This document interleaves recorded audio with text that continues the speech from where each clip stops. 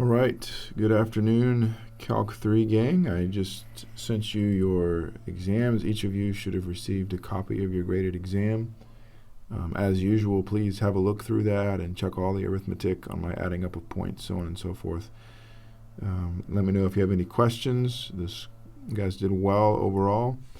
I may make a little video with some comments about the exam after I finish this lecture, but I wanted to be sure that we got the next lecture videos posted in a timely manner so you guys can keep going.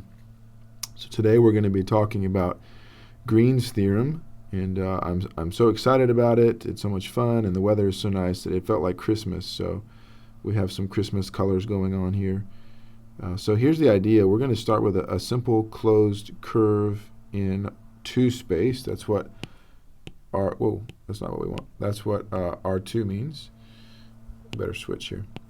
So here's the kind of curve that I have in mind. Just a simple closed curve looks like that. And so we're going to say that C. We say C has positive orientation if its parameterization, whatever parameterization you're using, takes you around C in the counterclockwise direction, and that's going to be really important for us. So we want to go counterclockwise. And so I'll put a little arrow on C to indicate that direction there. So some notation that we're going to use, well, here's my vector field F, and I'm interested in this lecture exclusively in vector fields that are two-dimensional. So I'm going to have 2 component functions, each of 2 variables, and that's really important that we keep that in mind. Green's theorem, whatever it is, we're going to see it in a minute, is exclusively for vector fields that are 2-dimensional. So here's the notation. So I'm going to put a circle on the line integral in the case when C is simple, closed, and positively oriented. That's it. So this integral with the circle on it just means the same thing as it did before. The circle just tells you, hey, you're going around C in the positive direction, and C is a simple closed curve, thus the little circle. So you can kind of see what's going on there. All right, Christmas is over. Let's switch colors. We're going to look at Green's theorem now, and it says the following. So let C be a piecewise, smooth, simple, closed curve with positive, not positively, sorry, positive orientation.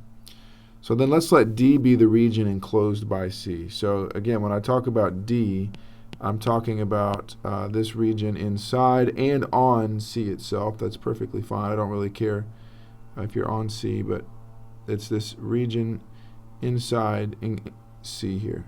And so I guess I'll finish highlighting it because I started. And so that's going to be our region D sitting inside of C. Okay, so let's do that. Let's take our favorite 2-dimensional vector field, and I do need to go ahead and assume that each component of F is well behaved on D. So P and Q, these need to have continuous partial derivatives on some open neighborhood containing D. So just need to be able to draw a little region around D, and P and Q have to be nice on that region. The functions we look at, that's going to be true, but I do want to try to state these theorems in a correct sort of way. Okay, so Green's theorem says, then, okay, fine, take the line integral around C. So this is the line integral of F going around C. And that's actually equal to the double integral over D of this interesting little expression here, Q partial X minus P partial Y. And you should actually pause the video right now and ask yourself, where have I seen Q partial X and P partial Y? And we'll talk about that in just a minute, but I would encourage you to pause and go look that up because it's going to be important that we see that. All right, so I want to make a couple of remarks with you. So first off, let's realize that I'm assuming F is PQ. So this integral is exactly the same as this integral. And then we talked about this in the end of, gosh, I think it was 13.2 or 3. I can't remember at this point. I think it was 13. One of the two. We talked about the notation that you can take the line integral of a vector field and you can actually write it as the sum of the line integral of p dx plus the line integral around c of q dy. And so I just want to make sure that you haven't forgotten that, because your book and a lot of problems is going to write Green's theorem like this. And so they'll say, okay, this line integral is equal to this double integral. And I just want you to realize that you can always go back and forth between these two. I like, for whatever reason, to work exclusively with vector fields, but again, the line integral of the vector field f along c is the same as the sum of the line integral of p dx plus q dy along c. So make sure that we're comfortable with that. Okay, second important remark is that let's just suppose for a minute that f is conservative. And so we saw last time, that's what it was. 13.3 last time was over the fundamental theorem for line integrals.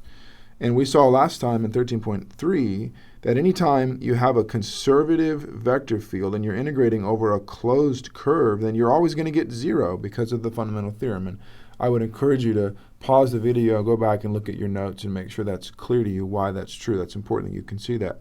So my question is, what about Green's theorem? What does Green's theorem say in the case when f is conservative? Well, we know from last time that we ought to get 0, right? The line integral around c, when c is a simple closed positively oriented curve, and I'm integrating over a conservative vector field, then I know I'm going to get 0. Well, wait a minute though. Green's theorem says you can write your line integral as the double integral over d of q partial x minus p partial y. Hopefully you did what I asked a few minutes ago and pause the video and remember the result that we had about conservative vector fields. We said big F is conservative if and only if p partial y equals q partial x. And so if f is conservative, this is 0, and the double integral over z is 0. And so the point is that Green's theorem agrees with what we already know. It agrees with the fundamental theorem. And you always, when you're working out these problems, want to keep in mind whether or not your vector field is conservative. And in the two-dimensional case especially, it's not that difficult to check. So that's one of the first things we'll do when we work on a problem, is check whether or not it's conservative. So let's pause the video here, stop the video here, and then we'll do an example in the next video.